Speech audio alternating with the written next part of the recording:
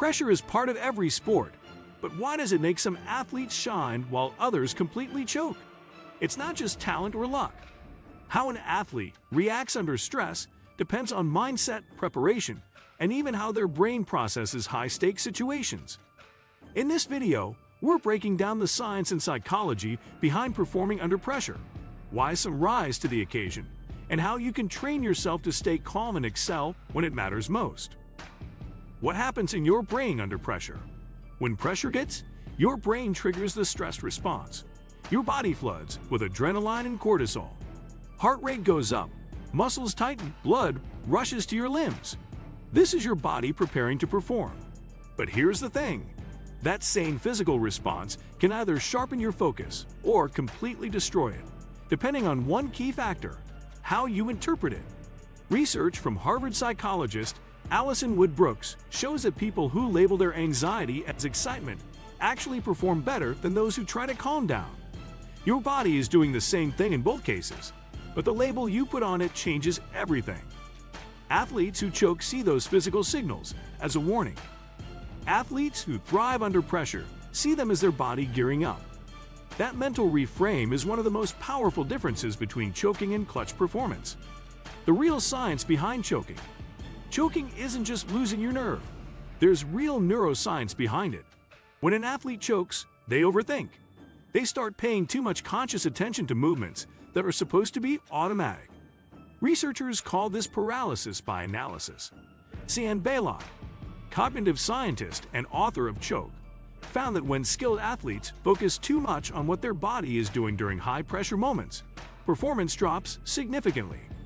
Think about a golfer who can sink a 10-foot putt in practice without thinking. But on the 18th hole of a major tournament, with millions watching, they suddenly become very aware of their grip, their stance, their swing.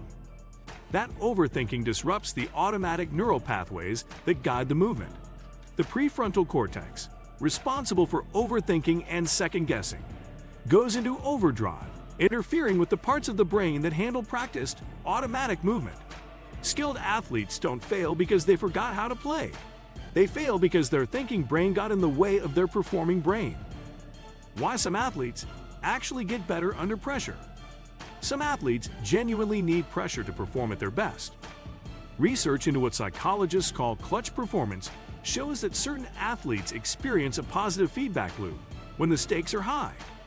The adrenaline sharpens reaction time. The importance of the moment raises focus. The crowd, the noise, the pressure, it all becomes fuel instead of interference. A major reason for this is arousal regulation. Everyone has an optimal arousal level for performance. Too low stress, and you're flat, unfocused.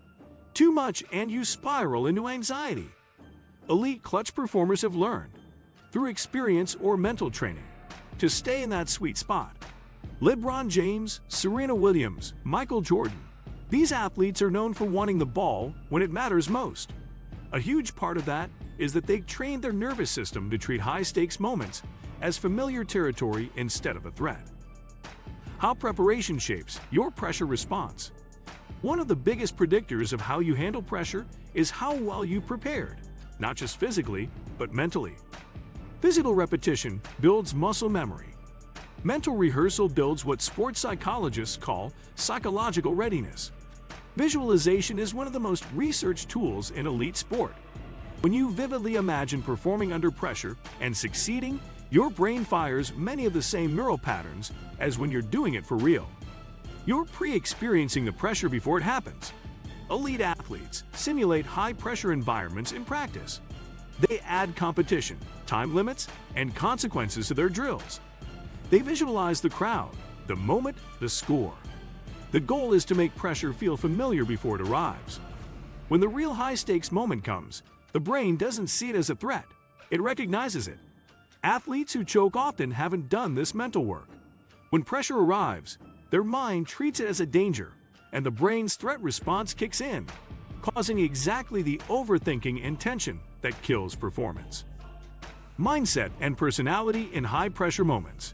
Not every athlete reacts to pressure in the same way, and much of that comes down to mindset. Carol Dweck's research on growth versus fixed mindset is especially relevant here. Athletes with a fixed mindset see high-pressure situations as a test of their inherent ability. Success confirms their talent, but failure feels like a judgment of their worth. That kind of internal pressure can become a trigger for choking, when the mental weight of the moment overwhelms performance. On the other hand, athletes with a growth mindset view pressure as a challenge rather than a threat. They see every high-stakes moment as an opportunity to learn, adapt, and compete. Failure isn't a verdict on who they are. It's information that guides their next move. This perspective changes how the brain experiences pressure.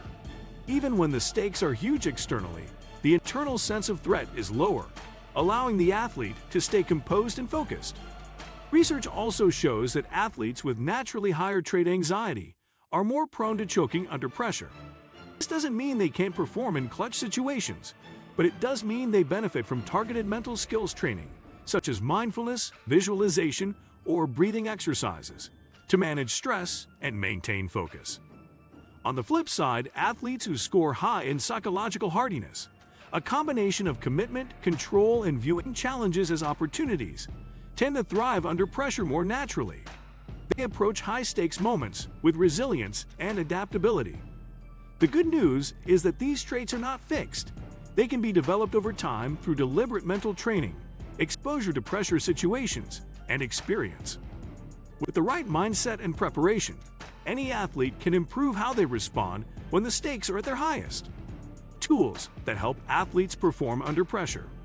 The ability to perform under pressure is a trainable skill, not something you either have or don't. Sports psychology gives us a clear toolkit. Pressure inoculation training is one of the most effective methods. You deliberately practice under simulated competition stress, time limits, audiences, real consequences. Over time, what felt threatening starts to feel normal.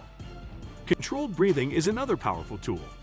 Slowing down the exhale activates the parasympathetic nervous system and directly counteracts the stress response.